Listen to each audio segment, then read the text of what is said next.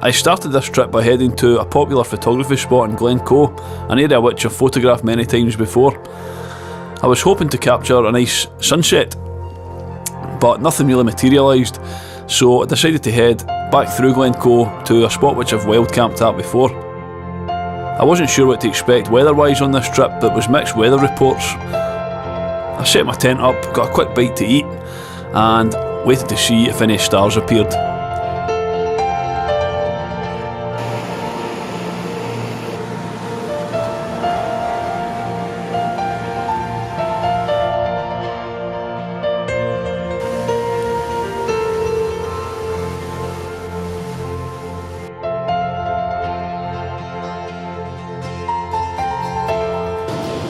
Well, that's me in my tent, wrapped up in my sleeping bag.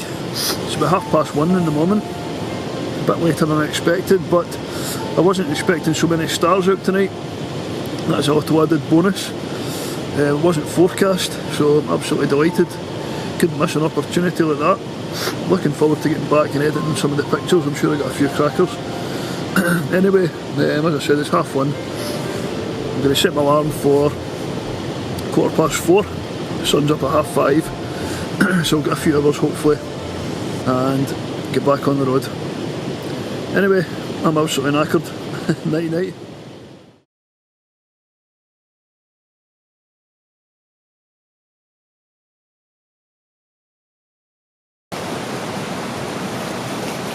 A few hours later, my alarm went off at 4:15, and I eventually pulled myself out of my sleeping bag at 4:30 and got up, got the camp dismantled, and headed back to the car, which was only a short walk.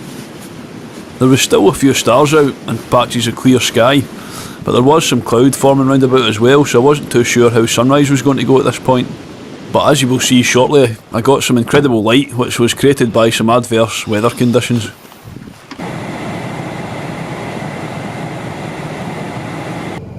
Well, it's 5 o'clock in the morning.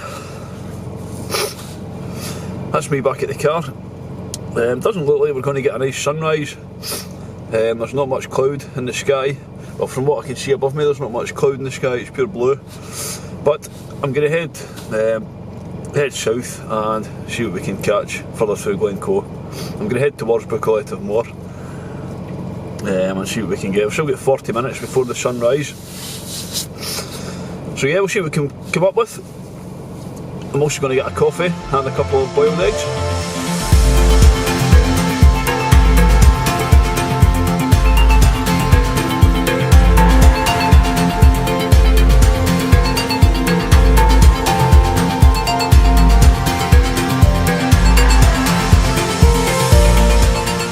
As I drove further through Glencoe, it got a bit brighter and became noticeable that there was a lot of mist and fog lying on the valley floor.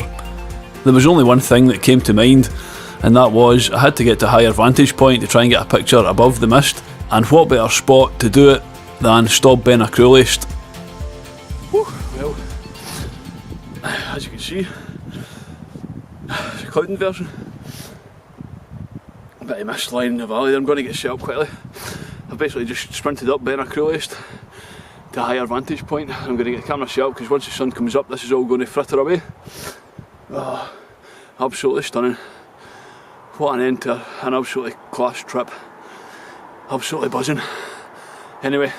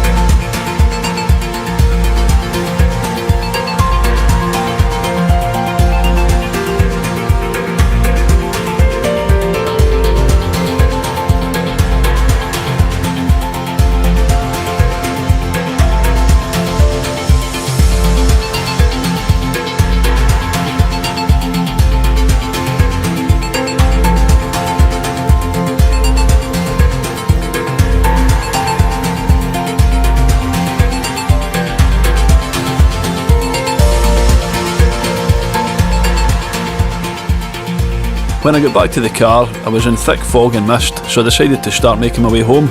I was satisfied with the few images that I'd captured already. I wasn't expecting to get anything else, but as I drove past the King's House Hotel, there was a gap on the horizon and the sun broke through. I pulled over at the first opportunity that I could and jumped out, got my camera equipment back out, which was getting absolutely soaked in rain, but I did not care. The conditions were just incredible, the light was incredible. To my right hand side we had a beautiful rainbow just in front of the Monroe Crease, and to my left hand side looking towards the King's House we had an amazing atmospheric moody shot where the sun was bursting through the clouds. I didn't know exactly where to shoot, so I took as many pictures in both directions as possible, hoping that one of them would be in focus.